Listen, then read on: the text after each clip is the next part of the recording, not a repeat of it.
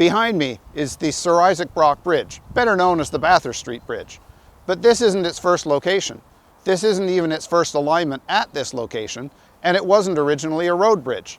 Let's find out more about this bridge that seems to move around a lot.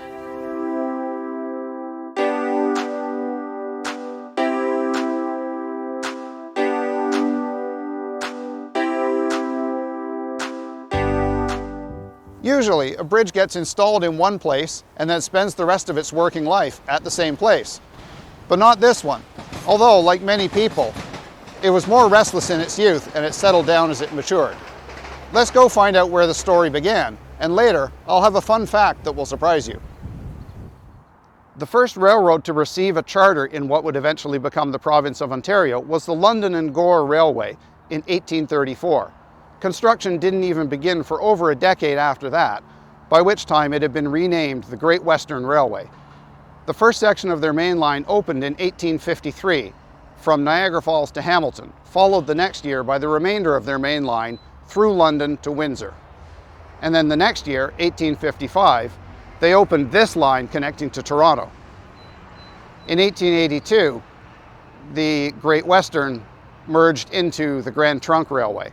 And in 1903, the Grand Trunk built the bridge that we're talking about at this location to carry their tracks over the Humber River near its mouth. You can see what the area looked like in this map from around the time, and by comparing it to today's map, you can see that a lot has changed. The Grand Trunk went bankrupt in 1919 and was taken over by the federal government, which merged it into what would eventually become the Canadian National Railway. In 2012, Metrolinx bought this section of the track from CN.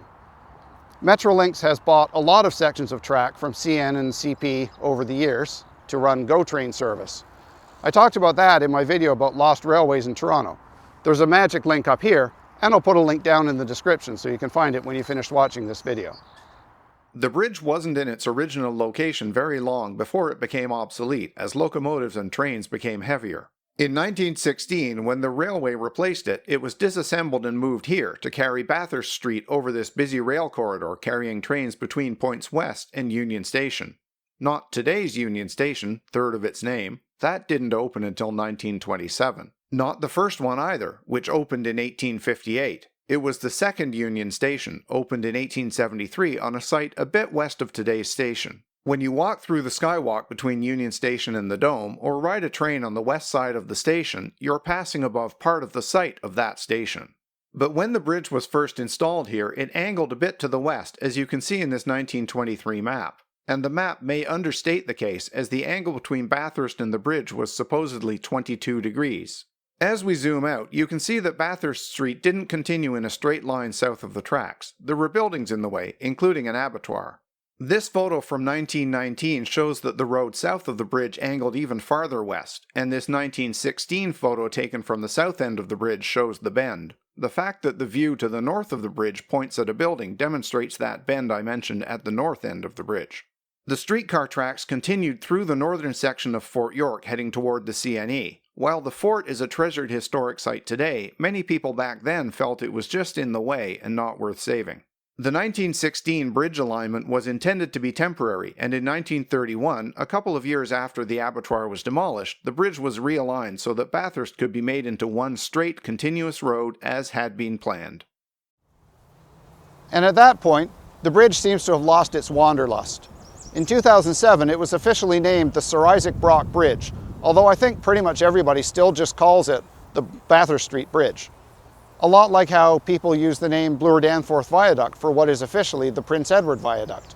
I did a video about that bridge, links in the usual places. In 2020, the bridge had some work done, as many people do as they age. Among other things, it had some pedestrian and safety improvements, new paving, and a fresh coat of paint. And now for that fun fact I promised you.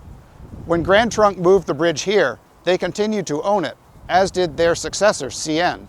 And when Metrolinx bought this rail corridor, the bridge came along with it. The city owns everything south of the original truss bridge, as well as things like the paving and the streetcar wires on the bridge. Well, I hope you enjoyed this video. If you did, you know what to do. Please like and subscribe.